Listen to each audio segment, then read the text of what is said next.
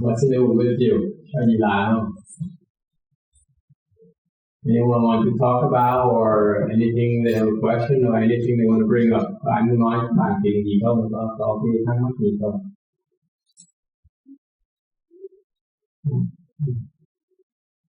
We have Amy here, so we can do translation, official translation to Chinese. Bà cứ ngồi đừng đứng. It's okay. Don't learn the Vietnamese way. I do not like the Vietnamese way. You do not stand up. Our tradition, we sit still. We learn to don't not to move. Thì tập cho quen đừng có quỳ, đừng đứng lên đứng xuống, chỉ ngồi thế được rồi. Thì khi cái trang nghiêm, cái cung tín không phải ở cái thân ở ngoài. Cái cung tín từ cái tâm của mình. Nếu có cái lòng cung tín, mình chỉ có là cung tín của thân, cái tâm mình có động là cung tín. You see, last week we went to San Jose, and the Vietnamese have their own tradition of rather ceremonial.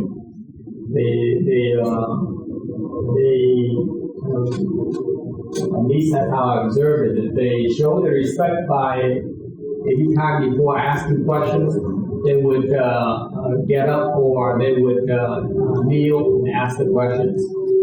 To me, it's just not necessary. It's not desirable because there's a better way to show your respect and show your sincerity. Như Việt Nam mình có cái thói phong tục như vậy là quỳ xuống để tỏ cái lòng tôn kính, tỏ cái lòng thành tâm. Cái chùa, cái pháp chưa phải là hay. Pháp mình cũng muốn thành tâm tôn kính, là mình chỉ cần tâm. So our Dharma is slightly different. You want to show sincerity, you want to show respect. The mind has to be respected. The mind has to be sincere. And the body does not move. And that's why you don't need to stand up. You don't move at all. 我们的方法，我们这个传统的方法就是说，不需要站起来，不需要跪着，就是只要我们的心是诚心的，然后是尊敬的就可以了，可以坐着，不需要学越南的那个方式跪着。Con có cái chuyện này nhờ thầy chỉ dạy. Bữa đó thì ở chùa An Lạc đó thì con ngồi con nghe thầy nhã thì có một cái gì đó khoảng 60-70 tuổi vậy đó. Đi ngang qua thì dắt con. Cái gì đó con hỏi gì có sao hay gì đó quay qua thì gì đó tưởng con là người xuất gia, vậy nói là con xin lỗi thầy, vì đó quỳ xuống lại con không biết tại sao con mới quỳ xuống lại, rồi con cũng biết nói là con phải người xuất gia, con thấy gì đó tôn kính tặng bảo quá, con không muốn làm cho cái tâm cái gì đó sút giảm, cho nên con không nói vậy, nhưng mà con không bị chứng biết gì, con có phạm cái lỗi là gian dối. The question is, we went to San Jose, and a man, a 60-year-old man, walked by and saw him and thought he was a left-form person, and he doesn't look like a left-form person, and bowed to him. And he saw that this man was so respectful that he didn't say anything, he accepted the bow. So did he make any mistake? I don't know, it never happened to me, so tôi không biết nữa, chưa bao giờ xảy ra cho tôi hết. 他的问题是说，他在San Jose的时候，有一个人看到他，以为他是这个出家人，就向他顶礼。那他说他就接受了，因为他不知道该怎么办。那这样子，他是不是有做错什么？Chà, mấy sư cô nghĩ sao? Có lỗi gì không? I'm asking the left-form people, what do they think? Nghĩ sao? Có lỗi gì không? 法师问在座的出家人觉得怎么样？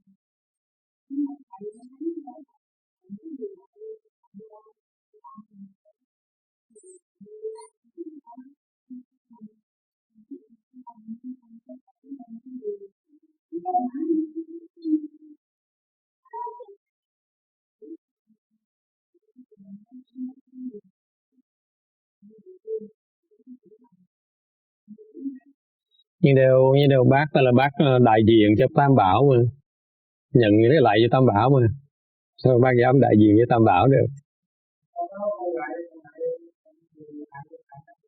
Lại đáp lại hả? Rồi ông kia có nhận không?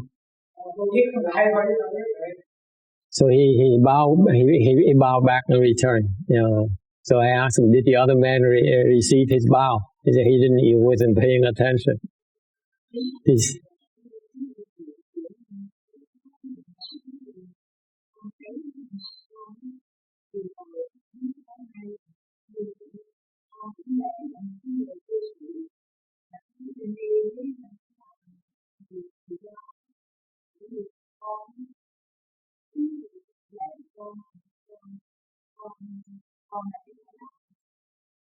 She says that she has a similar experience.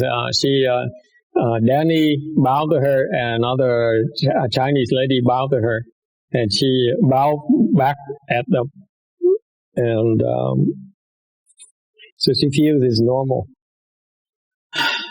Okay.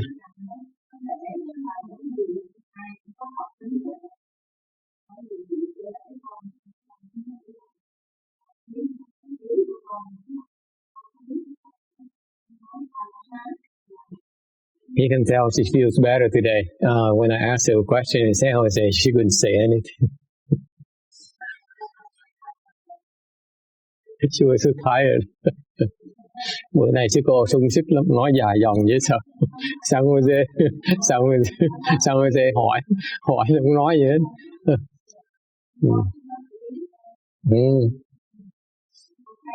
Có ý là hay rồi.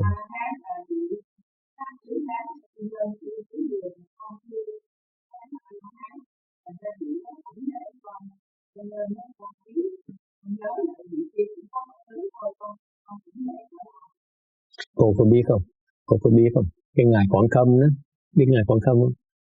Người ta nói mỗi lần người Quảng Khâm là tứ quả là hán.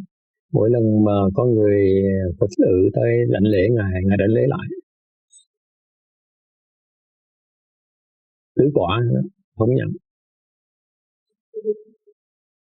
Nhất định không nhận.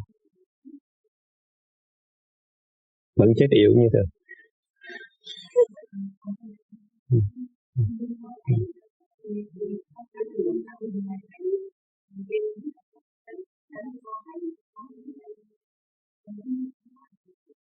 Bởi vậy Quảng Khâm mới trật, bởi vậy Quảng Khâm chưa hiểu pháp. There is a famous arhat, which is a sage in Buddhism. Okay, supposedly, fourth stage arhat, incredible wisdom, very wise person, and he's very famous in Taiwan, and he every time that people bow to him, he wouldn't accept the bow. 是说，在台湾有一个很有名的四果阿罗汉，在每次有人向他顶礼的时候，他不会接受。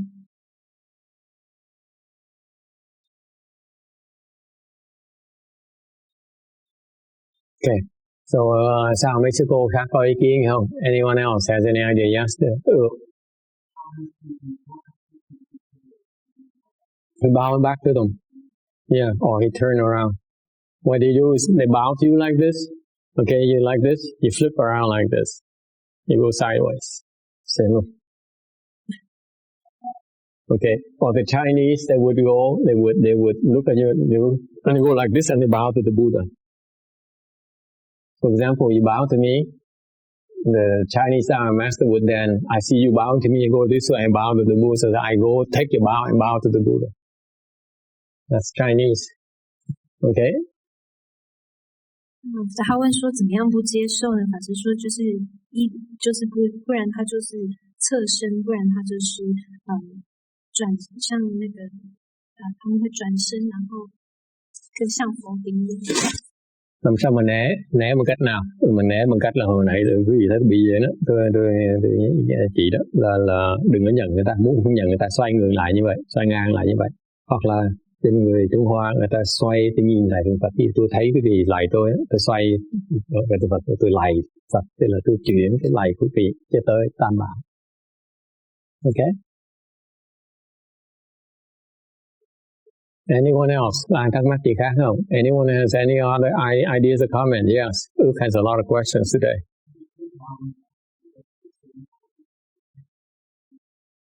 Depends on who bounce back. Tùy số cái câu hỏi là mình lại là người ta thì có nó là sao? Tôi nói tùy cái người lại. 还有之前讲就是他会顶你回去，那法师就是说看是谁顶你回去是有不同的差别。For example, you go to the funeral home, and the Asians they bow to the deceased at the coffin. Okay, so you have people, the visitors come in, they bow to the coffin to the deceased. So what typically happens is that the family then bows back to them to return the gesture, so that it equalizes. Okay. Như cái vị vào nhà quan á, mà người ta tới viếng thăm lạy người chết á, lạy cái người chết á, thì gia đình phải trả lại cái lễ đó để khoai nợ người ta. 在一般亚洲人的葬礼上面，那个参加葬礼的人，他会来向这个去世的人鞠躬，那这个家属呢就会同样的打理这样子，那就是把它平衡掉这样。Okay, what if you bow to me and I bow back to you? What happens? Nếu quý vị lại tôi lại quý vị lại thì gì xảy ra? 老师说，但是如果你们向我顶礼，然后我拜回去呢，会怎么样呢？ What happens, Bruce? You bow to me, I bow back at you. Why? Why?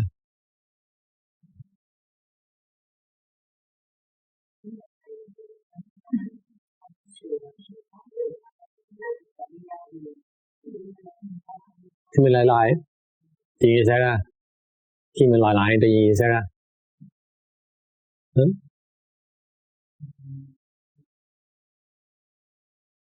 That's right. That's right. Okay. Tùy cái trình độ mỗi người. Depends on 你要看你的功夫，对不对？For example, you at zero samadhi and you bow to someone at Arhat level bows back at you like the venerable Quảng Xin. What happens? Mình nhớ cái trường hợp mà tôi kể hồi nãy đó. Mình với zero samadhi, mình không có định gì hết, mình lại người ta. Xong cái ông tứ quả là ông lại ngược lại, ông trả lại mình, chuyện gì xảy ra cho mình? What happened to us? Yeah, we take a beating. We take a beating. Mình lỗ dễ sợ lắm. Mình chết giấc luôn. 所以说，功夫高的人像功夫低的人的话，功夫低的人会就要承受这个福报会减少。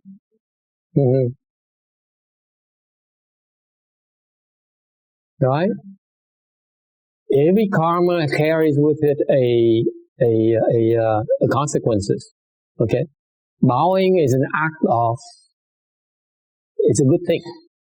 So you do that. And so what happened to the gentleman here is what he bowed back to the other person. The other person was not doing well. Thành ra lúc bác lại người ta như vậy, trả lại như vậy với ông kia thiệt thòi dễ sợ. Ông tưởng ông tạo phước ra cuối cùng bị lộ.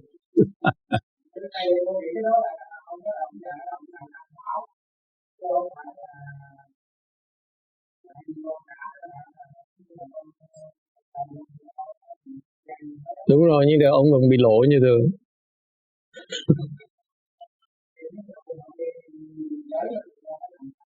Xoay đừng có lại này. Đừng có nhận người ta là đủ rồi, đừng có lại tội nghiệp người ta. So what do you do in the future when that happens? Because this man here is a person who's lower level kung fu, okay, than he.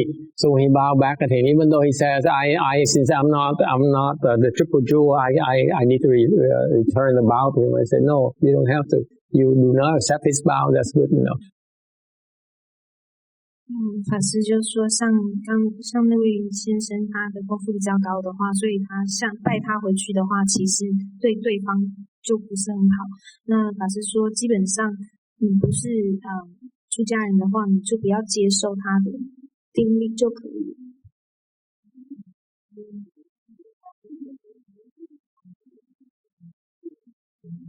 Mình nói xin lỗi, tôi không dám nhận. Mình phải nói.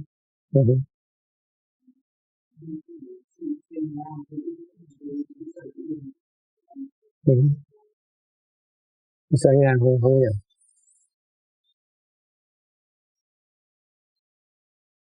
Sao ngang cái tâm mình không nhận. See, the gesture, you turn sideways and your mind says, I'm not accepting it. And you may want to tell the other person that I'm not accepting. I don't have the merit and virtue to accept it back. 所以说你可以侧身，然后你的心里面就说你不接受，然后或者你可以告诉他说我没有足够的功德接受你向我定力。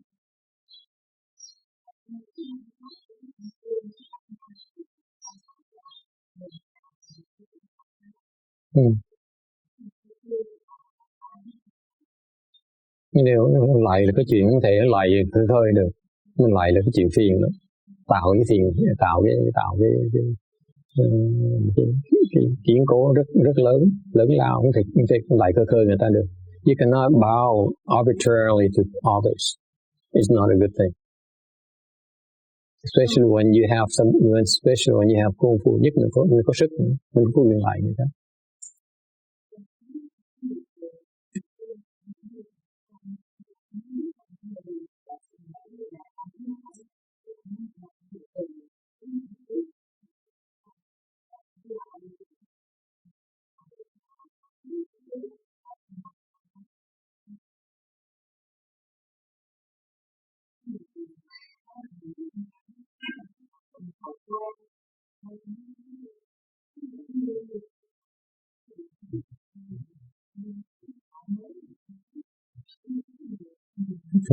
Vậy không phải liên lại không mà cái Phật tử Việt Nam mà cứ quỳ lên hỏi như vậy mấy ông thầy mấy cô cũng hết phước hết rồi, không có chơi đâu. Go ahead and translate. 法师说不要随便向人家顶礼，尤其是你们有一点功夫的话。I'm also saying that the Vietnamese tradition, the monks and nuns are allowing their disciples to kneel and go through all the ceremonial stuff. They also suffer a lot of losses themselves because the kung fu is not high enough. 是说像那个越南的这个传统，就是让他们的弟子跪着的话，是对他们来说是失去很多的福报的。因为他们的功夫还不够。Okay, any other question? Ai thắc mắc gì khác không? Yes, through Ching. Samayan.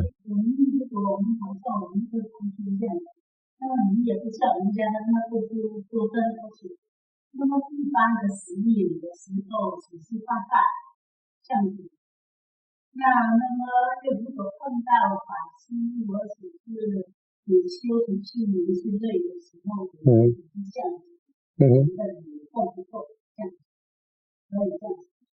可以什么？可以就是形象拜一拜。一般人不应该，你如果碰到出家的人，应该礼他们三拜。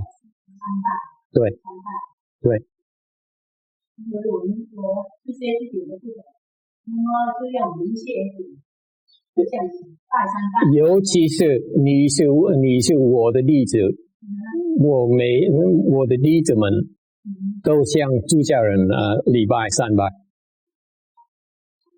是我们的家风。你碰到了出家人，就要向他们礼拜。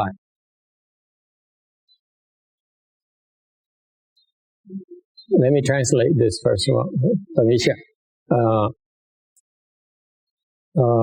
，cái tình huống bà hỏi tôi là trên người thường mình sao mà gặp người xuất gia sao, Người xuất gia thường nhắc lại trước cái vị kỷ rõ ràng. Những người trong chùa này á, Phật tử trong chùa này mà gặp người xuất gia phải đảnh lễ 3 lại.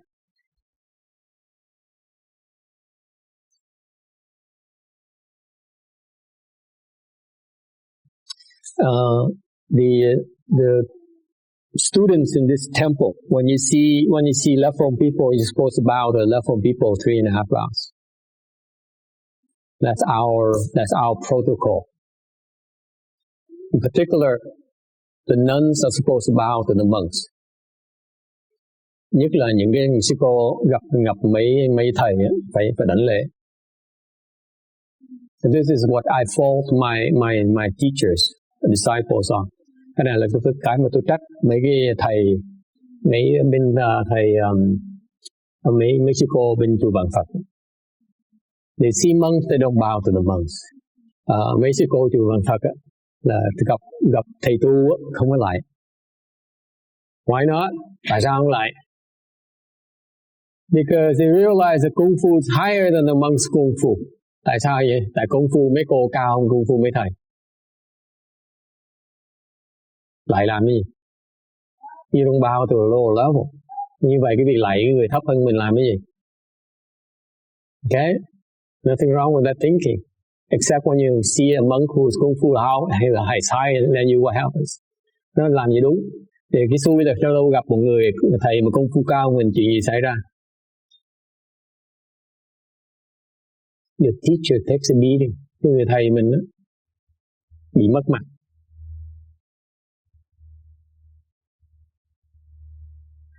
See, this has happened to me. I went to Long Beach Monastery, and there is a few years ago, several years ago, and Master Shenhua, there is a Caucasian bhikshuni. She used to have some kind of mental disorder. She used to shake a lot for 15 years. And after 15, she used to take medication to reduce the shaking. She was like this. She's very violent. And after 15 years, somehow it went away. So we paid off her debts. Okay. But after 15 years, I saw her again. And she looked at me. See, when I came in, she was already a bhikshuni. So when I came back to Long Beach Monastery a few years ago, she looked at me again, and I became a monk, a Vietnamese monk, but still a monk. He looked at me and said, "What are you doing here? Get out." The kung fu is pretty high too. She used doing that. So I didn't get out. And so we traded kung fu a little bit. After an hour, she couldn't take it. So, but I was very gentle, and I didn't fault her, but I faulted my teacher. I said, Master Shenhua, you didn't teach your disciples properly. Okay.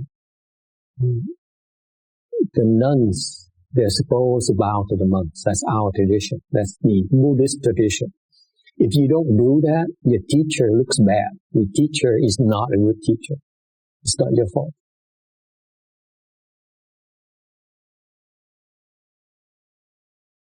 Because that nun, I don't think much of her, because she's stupid enough not to do that. But I feel that my master failed.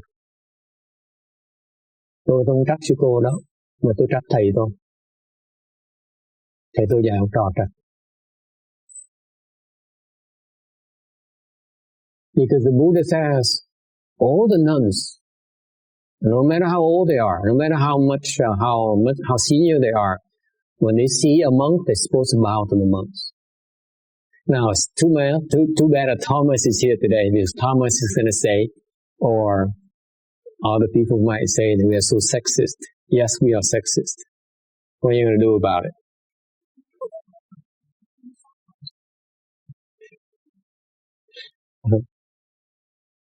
Go ahead and translate, Amy. Make sure the Chinese people understand this. 他是说，一开始说，在这里的，在这个道场的学生看到出家人，基本上要拜3拜，这是基本的礼仪。再来就是比丘尼应该拜比丘，然后这是基本的道理。如果你不这样子做的话，那是你的老师的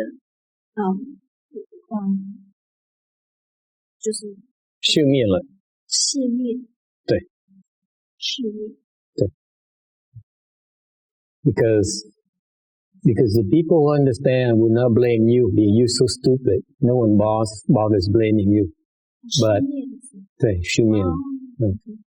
对，就是说你的老师会熄灭这样子。Because your behavior shows your stupidity. It's not a problem. You're stupid, no one blames you. But it's okay then your teacher gets blamed because your teacher did not teach you properly. 所以说，因为你的行为呢，就代表说你这个愚蠢的行为，代表说你的老师并没有把你教好。Dịch tiếng Việt cho quý vị nghe. Cách đây lúc mà tôi vào Vạn Phật, tôi là Sa Di, thì có một cái sư cô người da trắng đó, đệ tử Ngài Tiến Hóa, đã là Tỳ Kheo Ni rồi. Mà bà bị kinh phong, giật, cái đầu giật dễ sợ lắm, là phải uống thuốc mới bớt giật. Uống thuốc vẫn còn giật như thường. Thì sau 15 năm á, thì bà hết giật, gặp lại chùa Long Beach, nó tôi đã thành người xuất gia, thành thầy tu rồi. Mặc dù thầy tu ở bên truyền thống Việt Nam nhưng vẫn là thầy tu như thường. Thì gặp tôi một cái để bà khinh thường. Bà có võ công phu bà cao lắm, rất là cao. Thành ra bà có thái độ hơi bất kính như thế. Tôi mới thử sức với bà chơi cho bà. Thì bà khoảng chừng tiếng hồ sau bà chịu không nổi nữa. Tôi làm nhẹ nhẹ bà chịu không nổi nữa. Mắt bà đỏ lầu như hai mắt đỏ như là máu, nổi gân chịu không nổi, bà gồng quá. Sau một tiếng bà chịu không nổi. Thì tôi mới tha bà. Xong rồi tôi mới nói là tôi mới khinh cái tuổi mấy người đi bên Vạn Phật. Tôi nói cái gì dốt dễ sợ, ngu si dễ sợ, gặp tăng không biết đảnh lễ tăng. Tôi không trách cái gì, tôi không trách mấy ni đâu, mà tôi trách thầy tôi dạy học trò trật.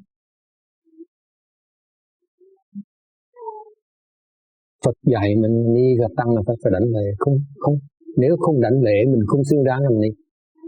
Phật nói rõ ràng như vậy. Quý mặc cái cà sa đó mà thấy người tăng mà không đảnh lễ là quý không xứng đáng làm người đi. Phật nói rõ ràng như vậy. Thế sao? Không chạy đâu được hết á. Mà cái tuổi mấy sư cô Vạn Phật là chuyên môn né. Tại sao như vậy? Công phu họ cao hơn. Họ thấy mấy ông tăng không tôi đảnh lễ không được. Tầm bậy.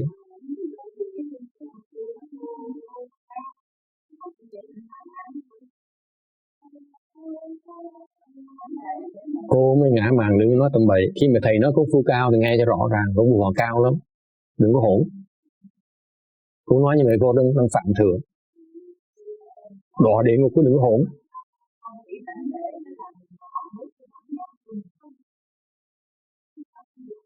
Biết cái gì mà nói bản ngã. Đừng nói tầm bậy. Nghe cho rõ. Nói như vậy là đọa địa ngục bây giờ. Đừng nói tầm bậy. Khi tôi chặn rồi nhớ lại đừng nói tầm bậy. Tôi nói chuyện khơi khơi đâu. Phạm thượng như vậy là đọa địa ngục chứ không phải chơi đâu. Cô đừng tưởng. Làm sao tôi cách gì cô nói một người công phu người ta mà nói người ta có bản ngã. Cô biết khi mà nói bản ngã. Cẩn thận đừng nói tầm bậy.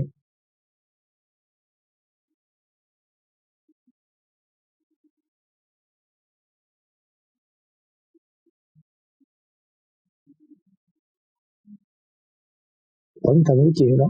Vào cái bàn đừng mấy cái nhân vào một thằng cực kỳ cẩn thận. Ta làm gì kệ người ta đừng nói vậy. Tôi nói là chuyện của tôi. Đừng bước trước tôi là chết. Tôi chửi họ tôi có quyền chửi họ để tôi dạy họ. Không có vị có quyền nói những cái lời như vậy. Đọa địa ngục không chơi đâu. Cực kỳ nguy hiểm. Đừng nhớ mấy bên phim Phạm Hoàng Thành là kinh khủng, kinh hoàng, đừng chọc người ta. phải làm lớn né đi. Còn họ có quyền kinh người khác và công phu họ cao quá đi, trí độ khí về họ cao quá đi, rồi nhìn cái vô minh của những người thầy, những người cô khác, họ có quyền kinh.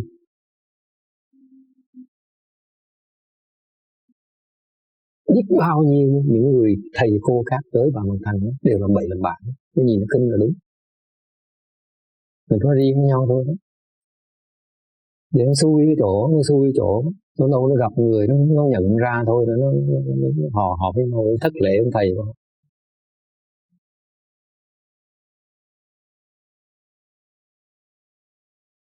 Okay, may not.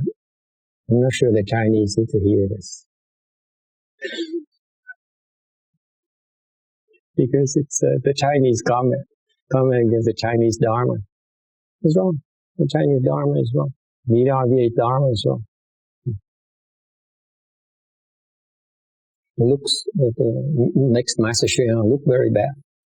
To me, yes. Okay, I scolded the Bhikshuni because she made a comment about the Bhikshuni's, the DRVA Bhikshuni's being arrogant and so on. I said, you should not be talking like that because it's not you to judge them. You should not judge them. You should refrain from making statements like that. You'll fall to the house. It's very, very serious business. Leave them alone. Don't imitate me and say things like that. It will bring you a lot of grief. Okay.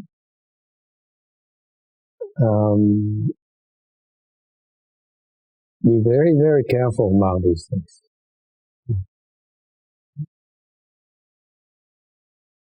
Yes, Janice, you have a question.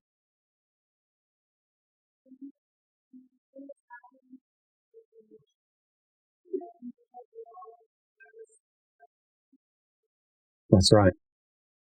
You say before you bow, you say disciple so and so, would like to pay my respects, and they say they give you a chance. You warn them and you give them a chance to accept it or give you instructions on what to do. That's a protocol. That's a Buddhist protocol.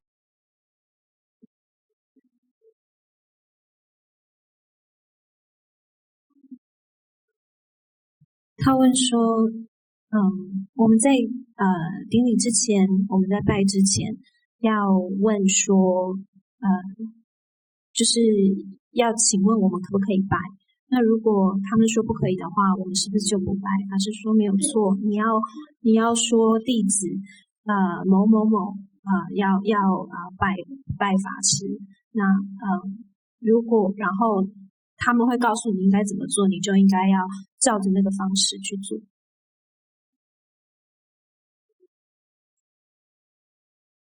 Cái lý do mà tôi nói là lúc mà tôi tới tôi Bằng Beach mà tôi đổ với bà kia cho vui là tại vì có hai bà họ làm hai cái lỗi đầu tiên hết á, là họ khinh thường với người tăng, tính như vậy. Mặc dù người tăng công phu thua mình đi nữa cũng không được thất lễ với người tăng. Cái đó là cái pháp trật, okay. Cái đó cái tâm trật. Chuyện thứ nhì nữa là cái lý mà người ta, cái chùa đó người ta đóng cửa lại, mình không cho người ta tới, thì cuối tuần mới cho tới thôi. Thì lúc mình mở cửa như vậy là ai cũng có quyền vào. Một khi người ta vào rồi mình phải cung kính người ta, chứ không phải là nói là đây là chùa Nam này nọ, cái gì cũng có quyền vào. Cái chùa mở ra ai cũng có quyền vào hết, trừ phi những trường hợp đặc biệt thôi. Ok. Thành ra họ trật hai cái chỗ đó, thành tôi đáng tiếc cái tụi DRVA nó không hiểu, nhóm nó chưa hiểu. Sao tôi trách thầy tôi trách cái nhóm mà đứng đầu của DRVA, bên nam bên nữ. Mở cái chùa ra là phải phục vụ cho cộng đồng, chứ đâu có chuyện mà cấm người này tới, cấm người khác tới đâu. Đâu, cái đó là trật nhiều lắm.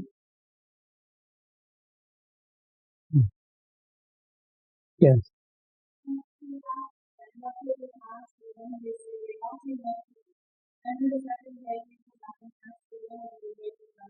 No, you only have to do it once.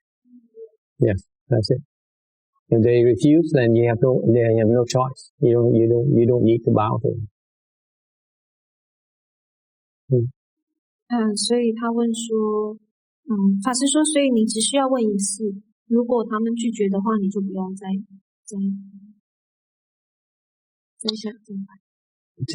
So I explained in Vietnamese that maybe the Chinese need to know this, and the American needs to know this as well, because the reason that I showed off that I played with the other Caucasian nun at the other temple is for two reasons. Number one, even though their kung fu level is higher than the monks, they should not be disrespectful towards them, or should not look at them lightly. So they're wrong. That shows that the teacher did not teach them properly, number one. Number two is that they are so sheltered that they feel that they don't need to serve the community. My mindset is different.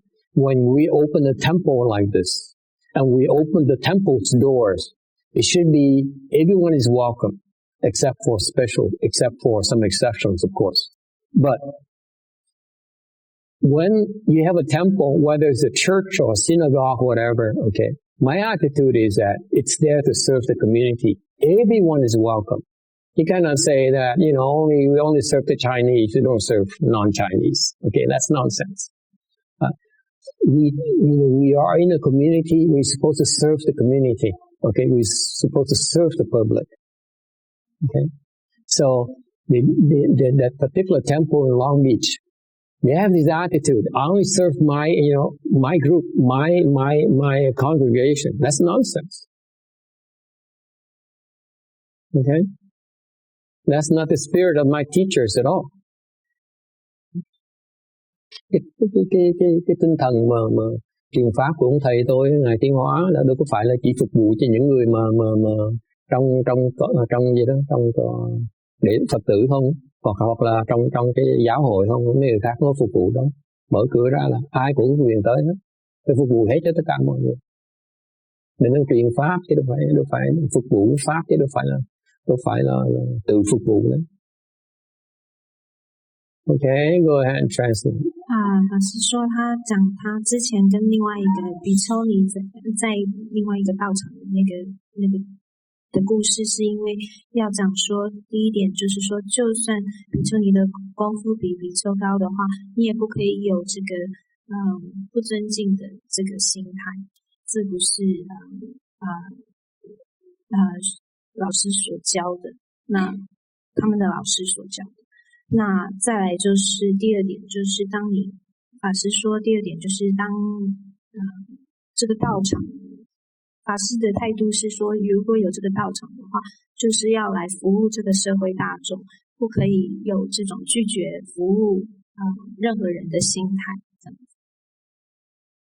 There are always exceptions, of course. 但是还是有例外。Okay, any other questions? Ai thắc mắc gì không nha, sư cô?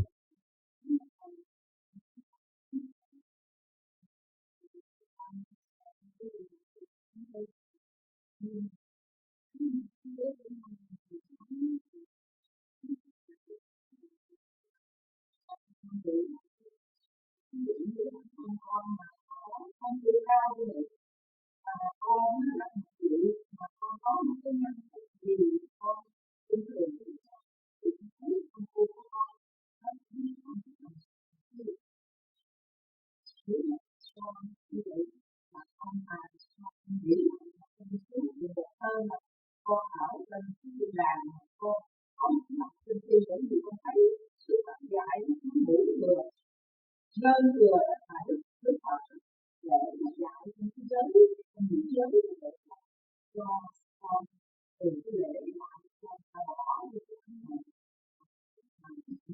cái văn hóa của cuộc đời là nó chuyên tố là lý nào nếu mà con mà rớt vô mà con có con cao mà con xảy ra như vậy con không thấy được tin được không thì không tin không nói lên Cô thắc mắc trật rồi. Cô thắc mắc trật rồi này Như Hương. Nhưng thắc mắc trật là tôi cũng dạy Như Hương không phải cái công phu. Tôi dạy Như Hương á là cái cẩn thận chứ không phải là công phu. Tôi không cần biết công phu là gì hết. Công phu nó không quan trọng. Cô hiểu lầm tôi đó. Tôi đâu cần biết đâu. Có những cái chuyện mà đụng về cái phía mà ngày tiến hóa, có những cái chuyện mà bất khả tư nghị quý vị không có thấy được, không có hiểu được. Mà tôi chỉ làm trật thì tôi sẽ sửa chỗ trật đó thôi, chứ còn quý vị hiểu gì được. Tôi nói là quý vị hiểu đâu. Công phu thì tôi nói về cái một khía cạnh ngoài da thôi, chứ quý vị hiểu gì đâu, nói chuyện công phu với tôi. Ủa? Đừng có đụng người ta, nhắc cái chân đó thôi. Đó cô nói với cô thôi. Tôi đâu nói với cô đâu. Công phu cô là quá thấp đối với tôi không cần nói chuyện nữa. Tôi nói chuyện với công phu người kia. Tại sao cô đem công phu trình độ hiểu biết với công phu cô mà đem ra mà suy ra cái trình độ về người ta được? Không có hiểu chuyện đâu mà nói tầm bậy tầm bạ không? Hiểu không? Tôi đâu có nói chuyện trường hợp Như Hương đâu. Cô là đúng. Để tôi nói cách suy nghĩ đó là đúng. Để khi mà cô dùng cách suy nghĩ đó mà nói nếu tôi đúng như vậy có nghĩa là cái bên kia họ sai, là tôi nói cô không nên làm như vậy. Tôi chỉ nói chừng đó thôi. Hiểu chưa? Đừng nói cô sai đâu. Cách suy luận nó đúng. Đều để đem cái đúng của cô mà áp dụng cái sai bên kia là cô hoàn toàn sai.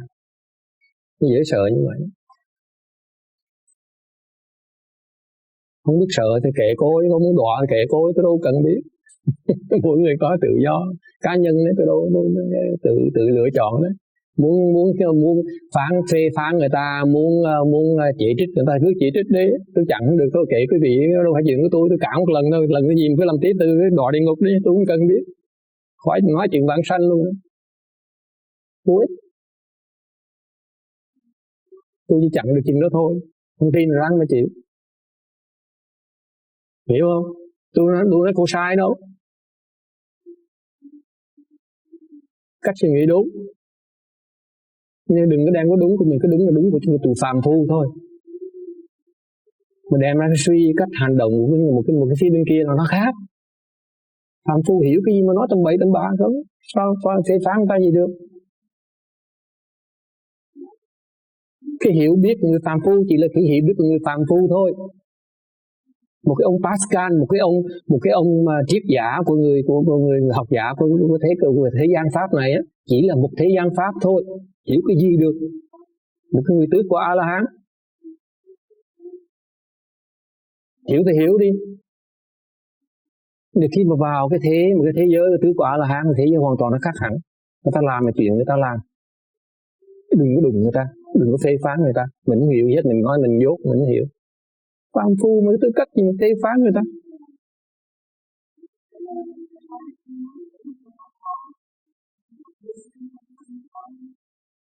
Vẫn chưa hiểu như tôi đi nghe, có ai không hiểu tiếng tôi nói gì không?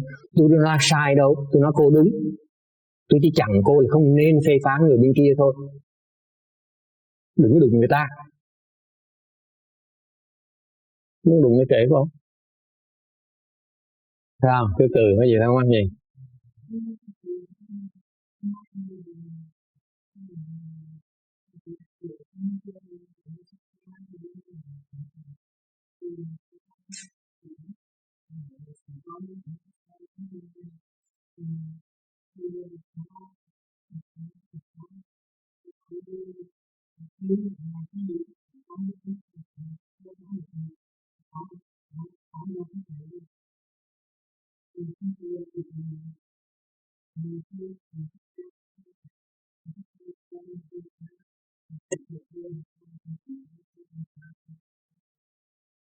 Không rồi Pháp là như vậy.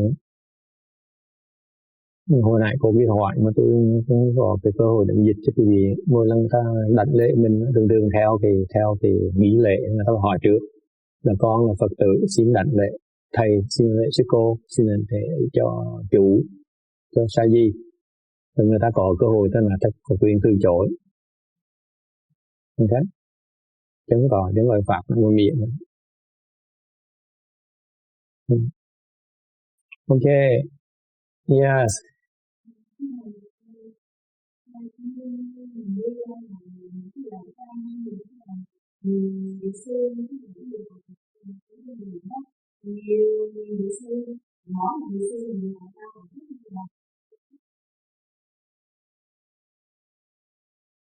Rồi. Nếu có tiền giờ thì lại đi, có gì hại đâu.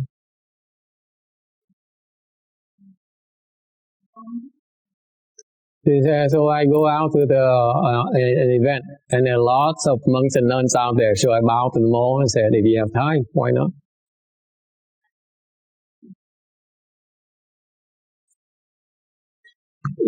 If you don't, you may not have the opportunity. Nếu phải mình muốn lại là có cơ hội lại được đâu. Nhớ cái pháp là mình phải xin phép, mà ta không cho mình cũng đâu cũng chịu, cũng đâu có lại được. Remember, you have to ask for permission. You announce you're about to bow to them, so they can say, they have the chance to say yes or no. So you may not be able to bow to them at all. Nothing you can do about it. 他的问题是说，如果他去参加，比如说外面的法会，有看到很多出家人的话，那我是要向每一个人都拜吗？ The brother is wondering, why is it 4 years, 5 years now? Now he tells me I'm supposed to bow to left-hand people. He said, you Caucasians are accepted. You can't take it.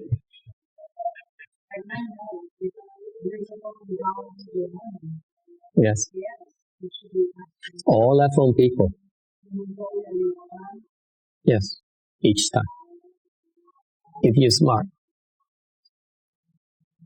See, I never taught you that because I exempting you from because I know you Caucasians, you and Bruce can't take this kind of crap. So most people can't take it.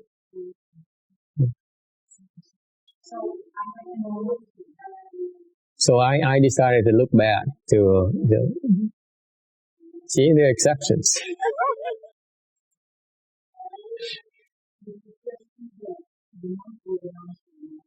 All left-hand people, including novice monks and novice nuns. Why is that? Why do we bow, by the way? Why do we bow to left-hand people? Tại sao mình lạy người xuất gia này? Huh? Okay, respect, thì cung kính. What else? 为什么？ Huh? Humility. Very good. See, he understands. It's an act of humility. Okay. I don't know. In Buddhism, it's very important. The more you learn about Buddhism, the more humble you become. Naturally. The more you realize you don't know that much. You don't sit there and you say, I know, I'm pretty sure about myself. I'm pretty sure about this. I'm pretty sure about that. Okay. Tôi hỏi tại sao lại? Tại sao bên Phật giáo có cái phong tục là lại? Tại sao vậy? Lại là hai lý do gì tôi quên rồi. Lý do thứ nhất là gì quên rồi. Về respect number 2. Cái lo thứ nhất là cung kính, thứ nhì là mình khiêm tốn. Cái khiêm tốn quan trọng. Cái khiêm tốn quan trọng lắm, tại vì cái khiêm tốn á, là quý vị mà tu á, càng ngày càng tu á, mà càng có trình độ, càng hiểu thì càng ngày càng khiêm tốn, càng cực kỳ khiêm tốn. Có nghĩa là sao? Không ngồi đó mà nói tôi chắc chắn tôi đúng, tôi là tôi biết cái này, tôi biết cái nọ, tôi không biết gì hết. Ok? Cái người mà biết, người thực sự biết, ok? Cực kỳ cung kính, cực kỳ khiêm tốn.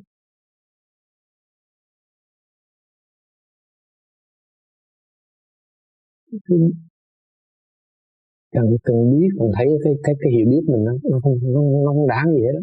The more you understand, the more wisdom, the wiser you become. Then I have news for you. I have bad news for you. The more you know, the more you realize what you know is junk.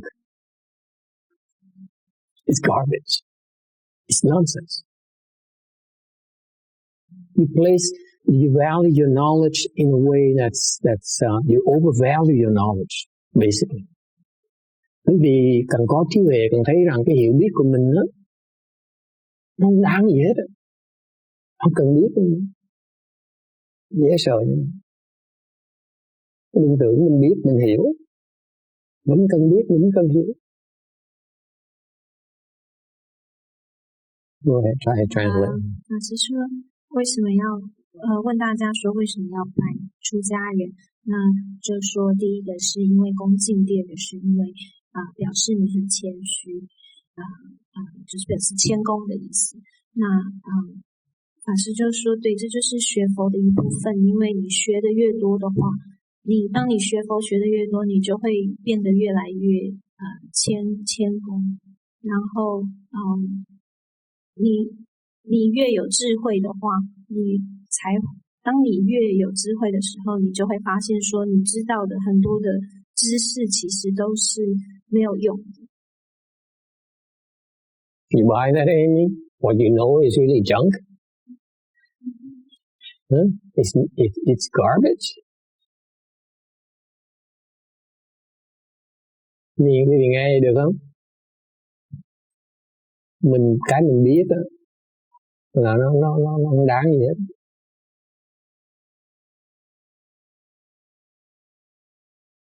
Yeah.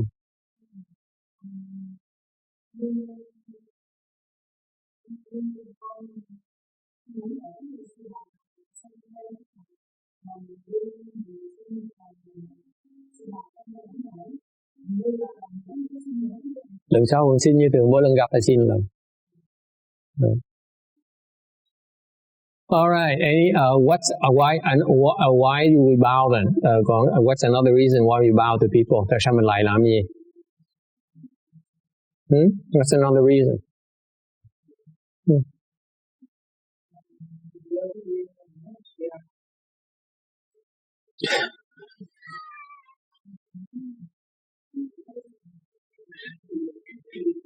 She says that I planned the seats for me to lead the home life. I said, oh, please.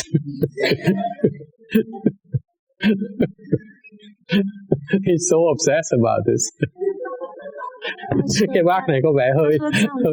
他可以种下种子，这样他出家的种子。It is true. It is true. It is true. 是说是没有错的。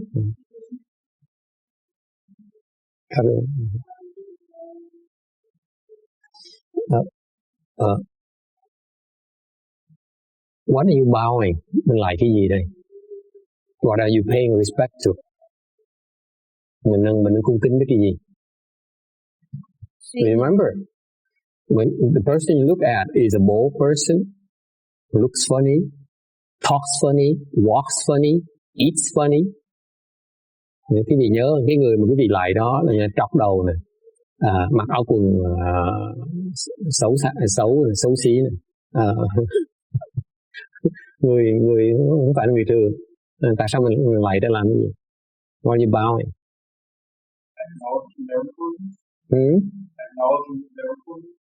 No. This is something you don't understand. You bowing to virtues. They make a lot of personal sacrifices to be the left form person. So what you bow to the virtuous way of life. They may not be virtuous enough, but they represent a way of a virtuous kind of life. That's what we show our respect to. Cung kính người xuất gia là làm cái gì? Tại vì người xuất gia là người hy sinh rất là nhiều để làm người xuất gia. Thì họ tượng trưng cho cái đạo đức. Mặc dù người xuất gia, người thầy thiếu đạo đức đi nữa, nhưng người ta đại diện cho cái đạo đức, thành mình chỉ lạy cái đạo đức chứ không phải mình lạy người thầy. Mình lạy cái nếp sống đạo đức đó. So when you bow to, this is why the Buddha's teaching is very, very, very, very, very profound. He says the nuns bow to the monks, and all the women of this country would say, "Oh, they're so sexist, I can't believe Buddhism is so backward." I say, yes, we are very backward. Okay, tough luck, go somewhere else. Leave me alone. But once you overcome that, let me tell you why we bow. What? Even though the monks are not virtuous enough, the level people are not worthy, are not living up to the standards of the Buddhas yet, but they represent a virtuous way of life. The Buddha is teaching you to pay respect to the virtues, not the individuals. If you are stupid enough to say you bow to a man, no, you bow to virtues.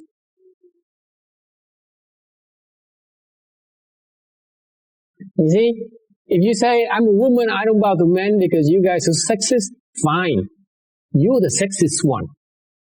We're not. Okay? The Buddha only teaches us to bow to virtues. Learn to bow to virtues. Learn to pay respect to virtues. The good stuff. All the good stuff you can think of. You know, selflessness, kindness, compassion. Okay? Those are virtues. Okay? All the good qualities of mankind you can think of, that mankind values, those are part of the virtues. Okay? So the level people are trying to aspire to perfect those virtues, even though we fall very short. But still. So that's why the aspect of the respect is very interesting. It's very important in Buddhism because we simply want to recognize and acknowledge virtues. Not necessarily, you know, the weird looking guy you're looking at, bald guy or fat guy or short guy or ugly looking guy. No, we acknowledge virtues and we show our admiration and respect for virtuous people. That's all. People who aspire for a lofty or virtuous way of life. That's what we do. Okay? 老师说我们是在拜什么呢？那就是说佛是要教我们拜这个出家人的这个功，因为出家人是决定要出家是有很大的功德，所以是像他们的德性，是拜他们的德性。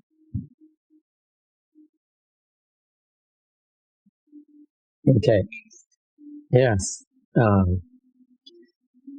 All right. Any other question? Ai có thắc mắc gì khác không? Yes.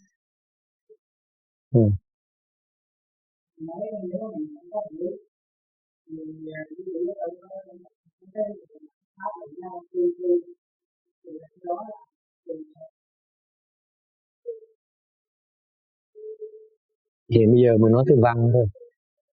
Chị chưa tới tu, chị chưa tới tu. Thế thì tôi nghe cái đã. Mình nói phần văn thôi. This question is Buddhism wisdom has 3 levels: literary, contemplative, and then prajna, cultivation. Which part are we talking about? We are talking about literary, 文思修, meaning that you first have to hear about the principles. And then the second part is that you meditate and you understand, you really penetrate the principles. Cái tư là cái phần mà khi quý vị nghe rồi á, phải biết nghe cái đã, chỉ nghe cái đã, không hiểu gì đâu. Ok? Cái phần mà nghe xong mà hiểu còn lâu lắm mới hiểu được. Let me tell you, this is where it gets frustrating for you. You hear of it, you hear a lot of things. And sometimes it's kind of strange, and sometimes it kind of challenges your intellect. But you must learn to hear first. It's called literary wisdom. You hear of the proper principles. And they're very profound. You have no way of grasping them. It's beyond your comprehension.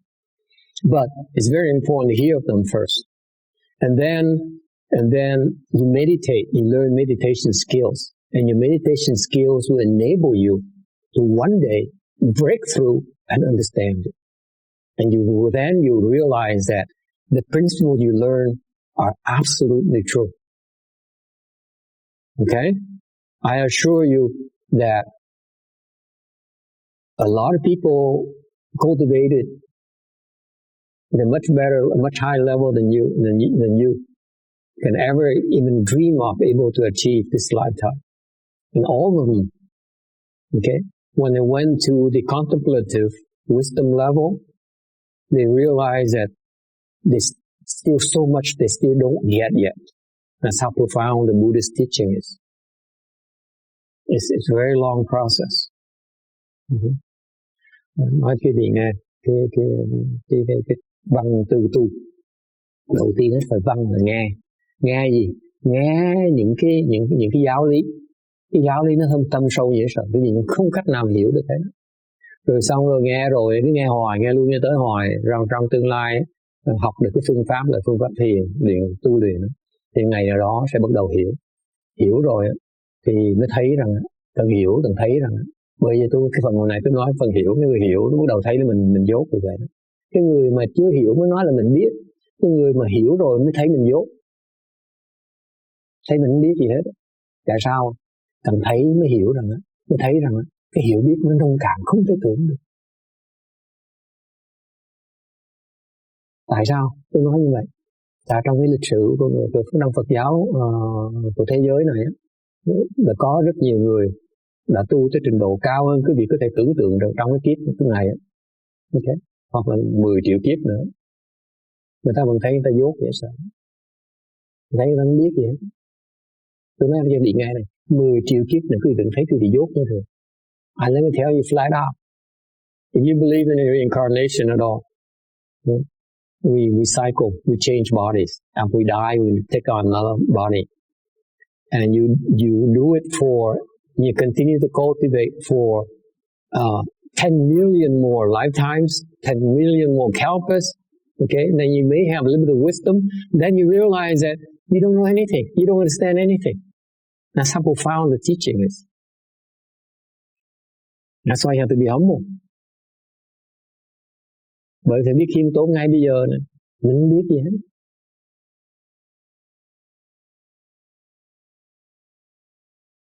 Yes, Amy, go ahead and translate your ignorance. Did I explain that in English or not?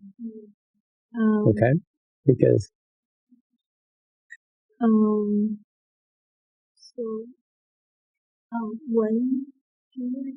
Vấn sư siêu, sư为的师，文思修。所以说，法师说有3个程度，第一个就是文，你先3种的智慧。有3种智慧。第一种智慧就是文的智慧，文法的智慧。第二个就是思是 contemplative 吗？对。所以说，你要先，你听了以后，你学着打坐，然后让你可以帮助你，当你在思考这个佛法的时候，可以了解那个真理。那法师说，但是其实有很多人，这是非常困难的，因为很多人修非常久，他还是很难去看到了解那个真理。Let me elaborate a little bit for you, for those of you who are new to Buddhism. What's its literary wisdom? Cái nói cái gì sơ về cái văn huệ là cái gì? Why is it important? tại sao văn huệ nó quan trọng? Go ahead. 法师说我跟你们解释这个文的智慧是什么，为什么很重要。It's a difference between success and failure. 这是在介于成功与失败之间的一个。cái văn huệ nó là cái sự khác biệt giữa thành công với thất bại. Okay, for example, give you an example. Okay, what's literary wisdom? Ví dụ như một cái loại văn huệ là sao? In Buddhism, it says, "Do no evil, do all good. Okay. 所以举例来说，在佛教里面，他说，做一切善，诸恶莫作，做诸恶莫作，众善奉行。众善奉行。Should I translate for you?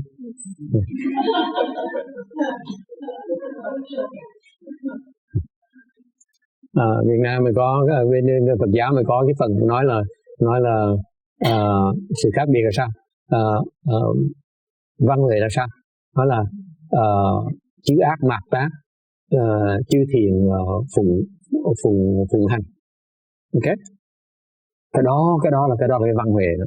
Because you don't know what it really means. Okay? You go out there and you go to the other places and they say, oh, it's okay to steal a little bit. It's okay to lie a little bit. Okay? That goes against the teaching. When you do that, you get into all kinds of trouble. You don't even realize it. Okay? 法师就说，其实你们听到，你们并不真的了解那个意思是什么。你到别的地方，但那个一般环境就会跟你说啊，没关系，你可以说谎，或者是你撒一点小谎没有关系，或者是你偷一点东西没有关系。那但是当你这样子做的时候，你就会有非常多的问题，你都不会想到说那个问题是什么，都不察觉那个问题。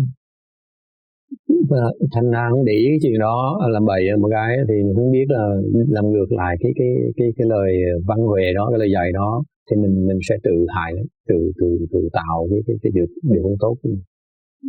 Okay, so the Buddhist insight is that it is universally true everywhere in all three periods of time: the past, the present, and the future as well. It's timeless. Okay? It's not bound by race. It's not bound by nationality. It's not bound by anything at all. It's universally true. So that's called wisdom. That's why it's called literary wisdom. Once you know about it, you have the seeds inside your system that has the seeds of truth, universal truth, and timeless truth. And you need to have that. And when as you practice and you evolve the higher states of wisdom, then you see these truths. You begin to connect with these truths. You see, you have more faith in them. Whereas if you were to plant the seeds that are of improper truths, like say, okay, I do good, but sometimes it's okay to do bad. There's no such a thing. Okay? The truth is universal. The truth is absolute. There's no but and ifs. And you save yourself a lot of grief down the road. And let's say, like a lot of people, like this Bhikshuni here doesn't believe that if she keeps on bad-mouthing the DRBA, she's fall to the hells. And when he falls to the hell and her life, then he says, oh my goodness, he was right, and it's too late. He goes to the hell for the next few kalpas, few million kalpas. Okay? 法师就说，这个因为佛教讲的是真理是绝对的真理，是没有这个时空限制的，所以说，你了解到的真理呢，就是所以你在听闻的时候，你其实是在种下这个让你可以了解这个超越时空的真理的种子。如果你种下的是不完全绝对正确的种子的话，那其实就没有办法帮助你。比如说，像刚刚那位比丘尼，他如果不相信说，他说别人坏话的话，会种下他去地狱的种子，那等到他到地狱才发现的时候，已经太晚了。So for example, give me another example. cho một cái ví dụ khác. 另外还有一个什么例子，谢谢。I don't need you after all. we're not supposed to kill. We're not supposed to sue each other. Dạ, như mình có ví dụ khác, mình không có cái lòng tin mình không giết người ta hoặc là mình không kiện người ta. Okay, let's say take the example of killing. Okay, ví dụ như giết. Suing is a form of killing, by the way. Kiện nhau là một cái loại giết nhau. You're destroying someone's property. 就比如说拿不杀生这个例子，那法师说我们不应该杀生，也不应该告别人，告是一种另外杀业，对 ，because you sue them, then you kill, you destroy a person's life. You sue, you destroy that person's assets. Okay, and mine.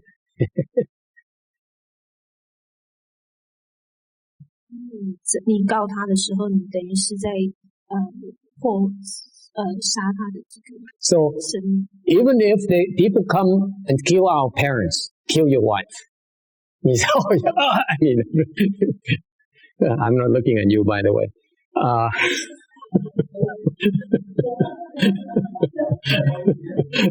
No, you get the wrong ideas.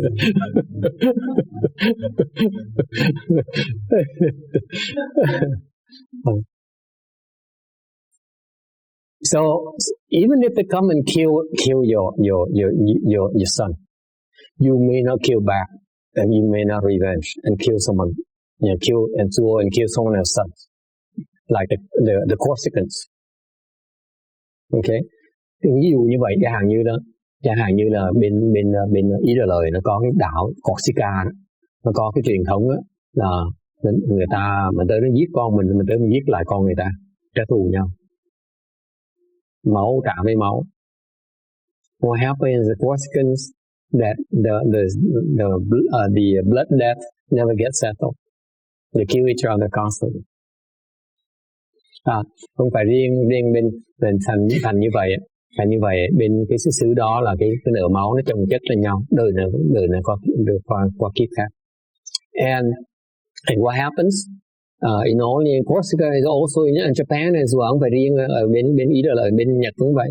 In Japan, from the feudal times, the samurais go and kill people, they chop people's head off.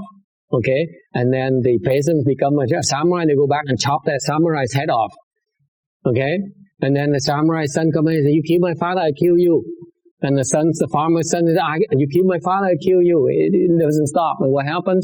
You have a nuclear disaster. So healing karma is way too heavy. You have disasters. Why? Because you have so much destruction energy. That destruction comes upon you. 所以说，不杀生。所以说，举一个那个例子，就是说，如果人家杀了你的亲人的话，你不应该再回去杀对方。那就好像日本他们那些武士道的人，他们就是互相就是你杀了我，报仇，对。所以那个血债就变成是他是冤冤相报，永远都还不了，所以他的那个破坏力就非常的大，所以最后就会发生。Cái sát khí như vậy nó không được giải quyết, thành nó chồng chất trên đời kiếp, năm này qua năm nọ, kiếp này có kiếp nọ, cuối cùng chuyện gì xảy ra? Cái sát khí nó đem tới cái thiên tai nó tới để nó giết hết tất cả. Nó mới ngừng được. Nó dễ sợ, nó giết hết. Vũ trụ mới ngừng, mới yên thân được. Why is there natural disasters? Because the gods are fed up, the world's fed up with you. We're tired of you killing each other, therefore we kill you all. You don't deserve to live. That's frightening. Cái chuyện dễ sợ không? I mean, it's on the theory, of course. That's why it's called literary wisdom. Đối với người thường người đang tin chuyện này. You see, you scientists and worldly people, you don't, what proof do we have? Okay, by the time you look for proof, it's too late. You're dead already. Người tế nhân Pháp ta đòi bằng cớ, tao nói thầy nói cái là bằng cớ là chỗ nào, tao nói lúc mà kiếm bằng cớ xong quý vị đã chết rồi. Không tin cứ giết nhau này, ngày nào đó cái giết nhau thì thiên tai nó tới. Tại sao thiên tai nó không tới? Là mình giữ cái đạo đức. So why, on the other hand, why are there no natural disasters in certain areas of the world? Because in those areas people are virtuous.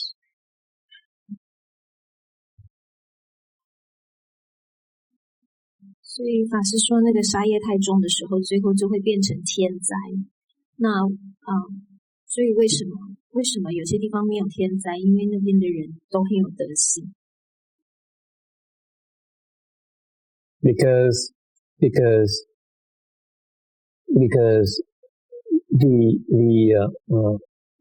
people get fed up. The gods and the spirits got fed up and say, you keep on killing each other. You cause so much trouble to us. So you all don't deserve to die. You all don't deserve to live. That's why we kill you all. 所以天灾的造成就是说，这个天神们已经没有受不了了，然后他就说你们通通都你们自己造的业，所以你们最后都得到这个果，这样子。Đừng có tưởng mình muốn làm bậy là không ai có quyền nói như vậy đâu. Mình làm bậy là có quỷ, có thần, có trời, nó đứng nó nhìn, nó nói cái tụi nó bậy qua phải giết nó hết. Nó xứng đáng để mà sống. Dễ sợ lắm, nó có cái kết quả hết, có cái hậu quả hết, nó chạy nó được hết. Cái đó là cái văn huệ. You see, that's why it's called literary wisdom, because you have no way of understanding it. 这也就是为什么一般人听了以后就会想说，那这有什么证明呢？那法师就说，这个就是叫做这就是文慧，因为你没有办法相信，没有办法了解，没有办法了解。Bởi vì gọi là cái văn huệ là cái gì không đủ cái sức để mà thấy, để mà hiểu được. Nó gọi là văn huệ, cái gì hiểu không nổi. Làm đi thì được hưởng. So if you abide by the literary wisdom, then you will have a lot of benefits for yourself. You go against it, then you discover that you are in big trouble.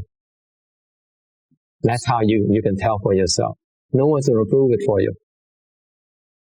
所以当你照着这个文慧，如果你相信它的话，你就你如果不照做的话，你就会发现说，其实你会给自己带来很多大麻烦。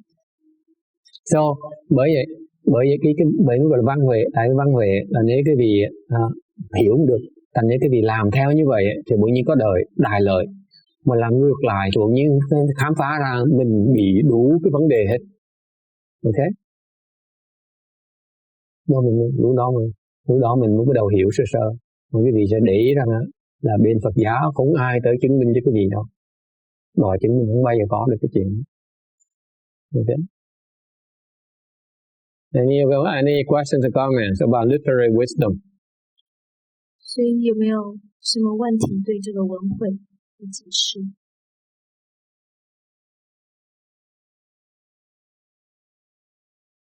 ？All right, we should stop here and go to lunch because time is up. We always run over time. We ngừng lại đây để đi dùng trưa. Tại khi nào mình cũng hết thì giờ hết. Seems like we talk a lot. I'm not sure what about. Yes, Bruce, do you have any questions about literary wisdom? So are you going to bow to the leftmost people now? No. No way. Yes.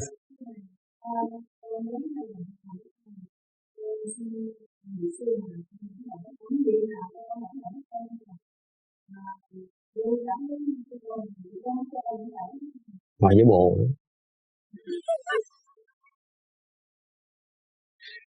She goes to the CTTV and she asks for permission to bow to the monks and nuns.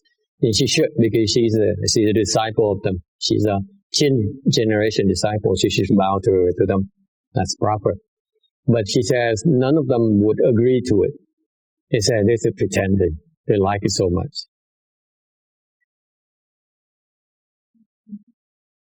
Yeah, translate that. That's true. 他说他去这个万佛城，然后他就是请问说可不可以拜他们，拜所有的出家人，他们通通都不同意。那法师就说，他们只是在假装，他们其实很喜欢。Okay, anyone else? Ai thắc mắc gì khác không? Time is up, she says. Right you are. Cô là đúng lần nữa.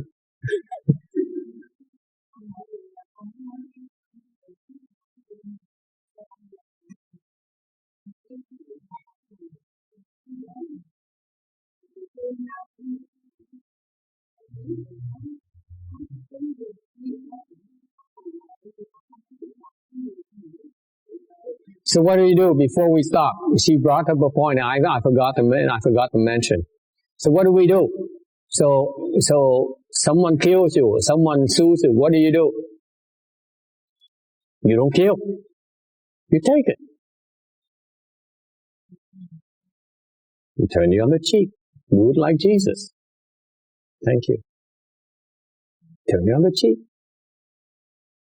所以他问说，那我们应该怎么做？如果有人告你或者是杀你，这种 Sao mình làm gì bây giờ?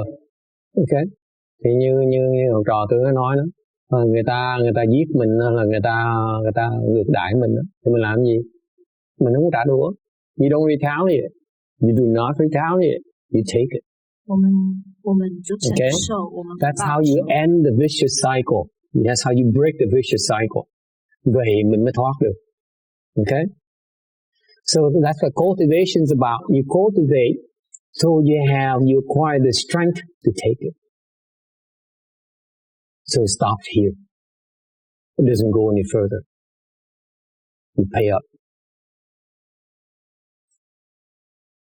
所以这就是我们不报仇，所以我们修行就是增加我们可以承受的力量，让这个在这边停止。Thành mình tu để làm gì? Mình tu để mình có cái trí huệ, mình nghe được cái văn huệ. Nghe văn huệ để làm gì? Xong rồi mình tu để mình có cái sức để làm gì? Sức để mình chịu đựng. Mình không có trả đũa. Mình chấp nhận cái thiệt thòi đó. Okay. Như vậy mình mới giải quyết được. Mình không tạo thêm cái nghiệp mới. You do not create more offenses that requires further retaliation. Okay? You take it. Okay, we stop here right now.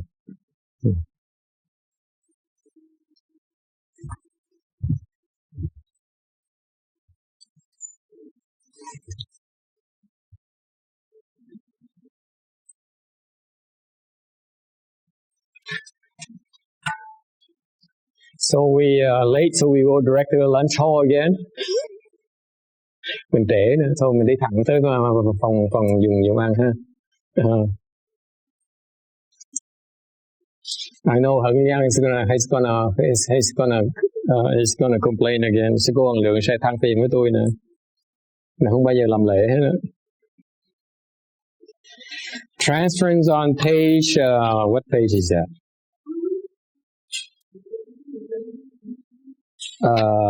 'What pages are we on? 108, I think. Anyone knows? See. 108. No. 135. Which transference? On what page is that? Anyone knows? Yes. 141.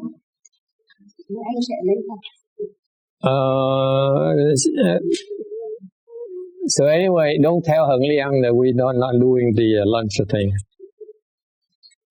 I don't want her to yell at me. She's good about doing ceremonies. I'm not. See, she's going to offer to do it herself.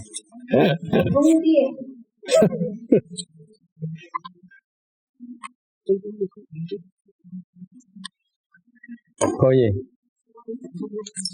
Không đâu. Thứ bảy mà đâu không? Có nghĩa là chắc mình cũng có thời giờ mình sẽ kéo kia dùng trước được. So, yeah, we do the transference and then we go to the lunch hall. Okay. She approves.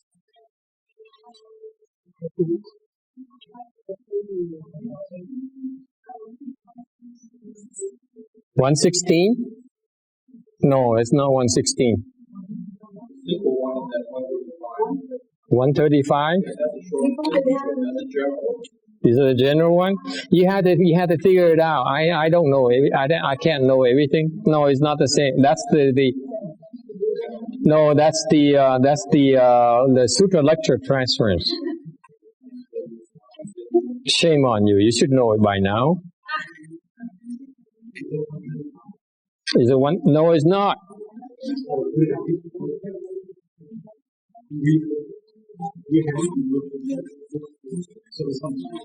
Throw those out there. I want the same version, please. Mấy cuốn sách mà nó phải có cùng một trang với nhau, chứ còn mấy số trang lộn xộn tôi. What happened to the general transference? Huh? 51. There you go. Thank you. That's the one. Okay. 51. Okay, 51, please. I'm sorry. Xin lỗi quý vị. Trang 51. Bởi vậy thầy càng ngày thầy càng lẩm cẩm.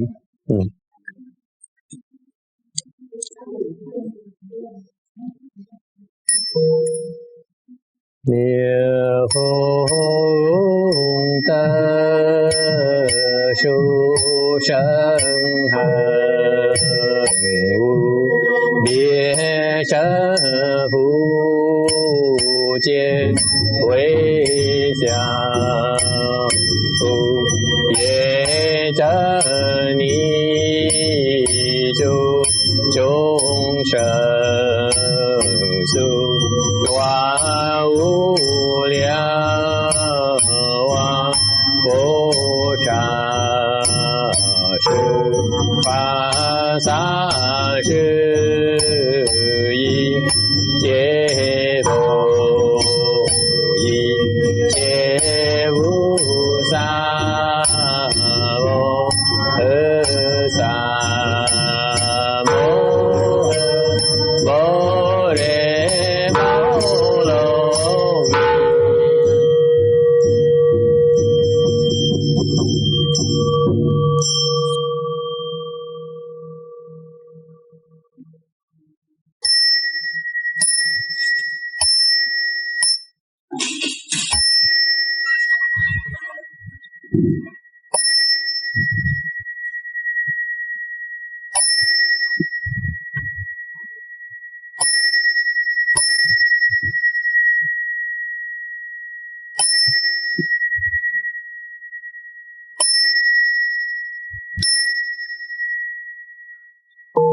Nam mô Bổn Sư Sư Cha Mâu Ni Phật. Nam mô Bổn Sư Sư Cha Mâu Ni Phật. Nam mô Bổn Sư Sư Cha